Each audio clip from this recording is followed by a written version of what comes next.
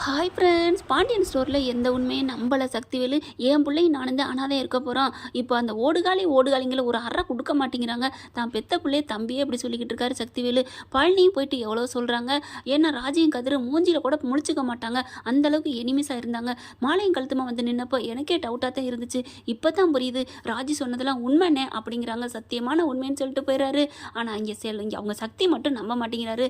ஆனால் வீட்டில் எல்லாரும் நம்புகிறாங்க. எங்கிட்ட கிச்சனில் பார்த்தீங்கன்னா கோமதி ராஜி மீனாவும் அப்படியே மாட்டி விடாமல் இருந்தேடி ராஜி அப்படின்னு சொல்லிட்டு ரொம்ப சந்தோஷப்பட்டு பேசிகிட்டு இருக்காங்க.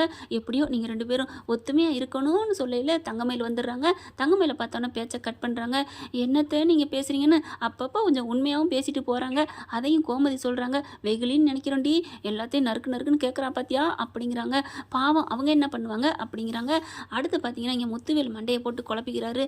இது எப்படி பாவம் இல்லையா, நம்ம கதிரை போட்டு படுத்தி எடுத்துட்டோமே, இவங்களுக்கு நம்ம ஏதாவது நல்லது பண்ணணும் அப்படின்னு எப்போவோ முடிவு பண்ணிட்டாரு. இன்னைக்கு நம்ம குடும்பத்தையே காப்பாற்றிருக்காரு மருமையன் அப்படிங்கல, அவருக்கு ஏதாவது நல்லது பண்ணணும் தானேங்க நினைப்பாரு. கரெக்டாக போயிட்டு அந்த பேங்குக்கு போகிறாங்க. ராஜி சொன்னது மாதிரி அந்த நகையை எப்படியாவது அவளுக்கு பச்சு கொடுக்காட்டியும் நம்ம ஒரு லோனுக்கு ஏற்பாடு பண்ணணும் அப்படின்னு நினைக்கிறாங்க. அதனால முத்துவேல் என்ன பண்ணுறாரு, இது உண்மையா பொய்யா அப்படிங்கிறத பொண்ணு சொன்னதை நம்புறாரு. இருந்தாலும் சக்திவேல் மண்டையை கழுவிட்டு போயிட்டான் இல்லையா, அதனால போலீஸ் ஸ்டேஷன் போகிறாங்க. போயிட்டு எல்லா விவரத்தையும் கேட்க பார்க்குறாங்க. அப்போ கண்ணன் உள்ளுக்கத்தான் ஸ்டேஷனில் இருக்கானா, போயிட்டு ஸ்டேஷனில் வச்சு அவனை வெளியில் வர வச்சு கேட்குறாங்க.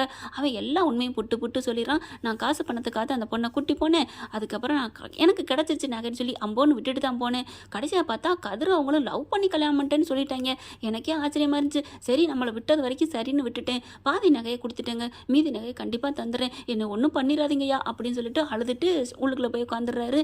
அதுக்கப்புறம் முத்துவேல் பார்க்குறாங்க, ச்சே நம்ம ரொம்பவே நம்ம தப்பாக நினச்சிட்டுமே நம்ம பிள்ளையும் மருமையினையும். அதில் ராஜி இப்படி பண்ணிட்டாலே, அதுவும் ராஜியை போட்டு இவன் மிரட்டி இருக்கான், அதனால தான் அந்த பிள்ளை ஓடி இருக்கு அப்படின்னு நினச்சிருக்காங்க. அதை விட தப்பு, பொண்ணு பிள்ளைங்க வேணான்னு சொன்னால் நம்ம நிறுத்திருக்கணும். கண்டிப்பாக படிச்சுக்கிட்டு இருக்கே, நம்ம வேணான்னு சொன்னாலே அழுதாலே நம்ம கேட்டோமா, பிள்ளைங்க ஆசையை கொஞ்சமாவது நிறைவேற்றிருக்கணும். அதை விட்டுட்டு பிள்ளைங்க ஓடி போயிட்டாங்கன்னு சொல்கிறதுல என்ன நியாயம் இருக்குது அப்படின்னு தன்னைத்தானே திட்டிக்கிறார் முத்துவேலு. எவ்வளோ பெரிய தப்பு பண்ணிட்டோம், ஐயோ கதிர் இப்படி தப்பு பண்ணிட்டான்ட்டு இப்போ அவள் தங்கச்சி வாழ்க்கை போச்சே, நம்ம தங்கச்சி பிள்ளையோட வாழ்க்கை போச்சே, அரசி வாழ்க்கை போச்சே அப்படின்னு இங்கே முத்துவேல் ரொம்ப புலம்புறாரு. அதுக்கப்புறம் இங்கே பேங்க்லேருந்து எல்லா வேலையும் இங்கே முத்துவேல் முடிச்சிடறாரா. முத்துவேல் சொன்னதுக்கப்புறம் இவங்க கதிருக்கு ராஜிக்கும் கால் பண்ணி சொல்கிறாங்க. 2 பேரும் போகிறாங்க. உங்களுக்கு லோன் சேங்ஷன் ஆயாச்சு அப்படிங்கிறாங்களா. நாங்கள் தான் இன்னும் எதுவுமே எவிடன்ஸ் கொடுக்கலையே, அப்புறம் எப்படி எங்களுக்கு லோன் அமௌண்ட் ஏற்பாடு பண்ணீங்க அப்படிங்கிறாங்க. அதெல்லாம் பண்ணியாச்சுங்க, பெரிய ஆள் சூரிட்டு கொடுத்துருக்காங்க. அப்படியா, யார், இதோ பாருங்க அப்படிங்கிறாங்க.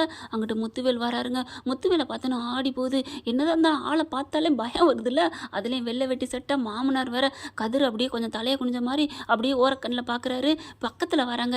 ஏப்பா நீ தலை குனிஞ்சு நிற்கிற, நீ தலை நிமிந்து நிற்க வேண்டியப்பா, உன் மேலே ஒரு துளியால் கூட தப்பு இல்லைன்றதுக்கு அப்புறம் ஏன் நீ தலை குனிகிற, நிமிந்து நில்லு அப்படிங்கிறாங்க. ராஜி வந்துட்டு அப்பா அப்படிங்கிறாங்க. உன் மேலே வருத்தம் இருக்கத்தாம செய்யுது, ஆனாலும் இந்த தம்பி என்ன பண்ண முடியும் அப்படிங்கிறாங்க. அப்புறமா கதிர் உடனே பார்க்குறாங்க.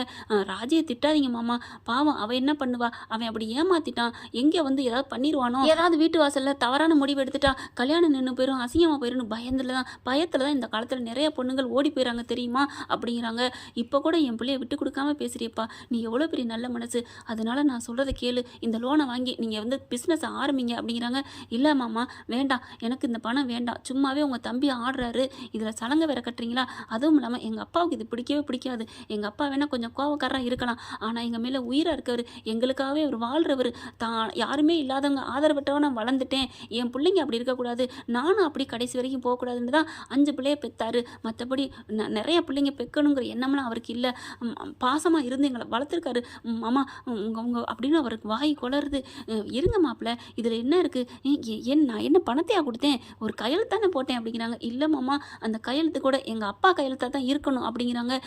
இல்லை அது இருக்கட்டும் மாமா, ராஜியை நான் உயிராக நேசிக்கிறேன், உங்களே நான் மதிக்கிறேன், ஆனால் அதெல்லாத்தையும் விட, இந்த உலகத்தை விட, இந்த கடவுளை விட, என்னை பெற்ற தாயை விட எங்கள் அப்பாவை நான் உசந்த இடத்துல வச்சுருக்கேன், எங்கள் அப்பாவை மிஞ்சி தான் எல்லாமே, எங்கள் அப்பா கையெழுத்து போட்டு என்னை காப்பாற்றுவார், எனக்கு பார்த்துக்கோங்க, இவ்வளோ தூரம் 5 பிள்ளைங்களை வளர்த்தவங்களுக்கு இந்த மாதிரி ஒரு லோனுக்கு பணத்துக்கு ஏற்பாடு பண்ணவும் முடியாது மாமா, ப்ளீஸ் மாமா, தயவு செஞ்சு கெஞ்சி கேட்குறேன், எங்கள் அப்பா பண்ணுற வழியிலே நான் போய்க்கிறேன், ப்ளீஸ் நீங்கள் சைன் போட்டதை வாபஸ் வாங்கிக்கோங்க, எனக்கு இந்த லோன் வேணாம், கேன்சல் பண்ணுங்க அப்படின்னு சொன்னோன்னே கதிரு அப்படின்னு ஒரு குரலை திரும்பி பார்க்குறாங்க. பாண்டியனை பார்த்தோன்னா அள்ளு விடுது.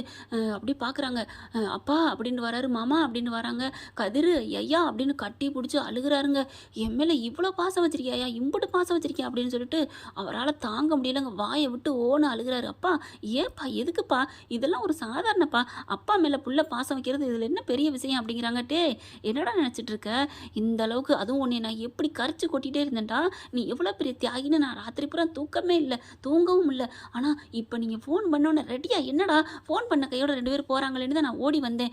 வந்ததுக்கப்புறம் தான் தெரிஞ்சு இங்கே எல்லாத்தையும் நான் ஒண்டி நின்று கேட்டதுனால உன்னை பற்றினது எல்லா எண்ணத்தையும் நான் தெரிஞ்சுக்கிட்டேன். நீ நீ உண்மையிலே அந்த அப்பனுக்கு பாடம் சொன்ன சுப்பிரமணியன் இருக்கான்னு பாரு, அந்த அளவுக்கு வந்துட்டடா, நீ என் கதிர் தாண்டா, அவங்க பேரை வச்சதில் யாருமே தப்பானவங்க இல்லைன்னு நிரூபிச்சிட்டிங்கடா அப்படின்னு சொல்லிட்டு அப்படியே கட்டி பிடிச்சி அவருக்கு என்ன வார்த்தை சொல்கிறதுனே தெரியலை. அதுக்கப்புறம் பாண்டியன் மச்சான் அப்படிங்கிறாரு முத்துவேலு. என்னது மச்சானா அப்படின்னு பார்க்குறாரு. ஏன் நான் மச்சான்னு கூப்பிடக்கூடாதா?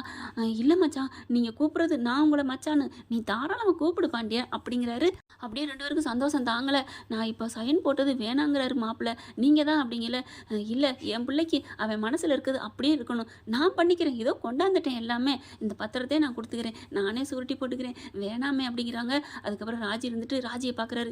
ஏம்மா உன் மாமனாரும் உன் புருஷனும் நல்லவங்க, தியாகிங்க, எதையுமே பெருசாக எடுத்துக்க மாட்டான்னு சொன்னேன். இப்போ நான் மனசு மாறி நான் சைன் போட்டிருக்கேன். ஏன் ஒரு மகளுக்காக மருமையனுக்காக இது கூட செய்யக்கூடாதா? இந்த உதவி அவங்க வாங்கிக்க மாட்டாங்களா அப்படிங்கிறாங்களா? ஐயோ அப்படிலாம் இல்லைப்பா, அவங்க அப்படிலாம் நினைக்கல, நீங்கள் அடித்தா கூட வாங்கிக்குவாங்கப்பா, சித்தப்பா காத்தாப்பா பயப்படுறாங்க அப்படிங்கிறாங்க. அவன் கிடக்குறாம்மா, என்னைக்கு தாம்மா அவன் பேசலை, அவன் புத்தி மாறாமல் திரியிறான், மாற்றிக்கலாமா அப்படிங்கிறாங்க. இல்லைப்பா தயவு செஞ்சு உங்கள் காலில் விழுந்து கெஞ்சி கேட்குறேன், நீங்கள் என்ன வேணாலும் கொடுங்க நாங்கள் வாங்கிக்கிறோம், ஆனால் அந்த இது மட்டும் வேணாப்பா, நாங்கள் என்னம்மா பணமாமா கொடுக்குறேன் அப்படிங்கிறாரு. வேணாப்பா வேணாம் அப்படிங்கிறாங்க. அதுக்கப்புறம் இப்படி பார்க்குறாங்களா, நல்ல சம்மந்தி, நல்ல குடும்பமாக இருக்கீங்களே அப்படிங்கிற மாதிரி அங்கே வந்தவங்க பார்க்குறாங்க. அதுக்கப்புறம் பாண்டியன்ட்ட கதிர் சொல்கிறாரு, நீங்கள் சொல்கிறதாப்பா எனக்கு அப்படிங்கிறாங்க. பாண்டியனே ரொம்ப கஷ்டமாக இருக்காரு. நீங்கள் இல்லை மச்சான், தயவு செஞ்சு கெஞ்சி கேட்குறேன், நீங்கள் போயிருங்க வேணாம் அப்படிங்கிறாங்க.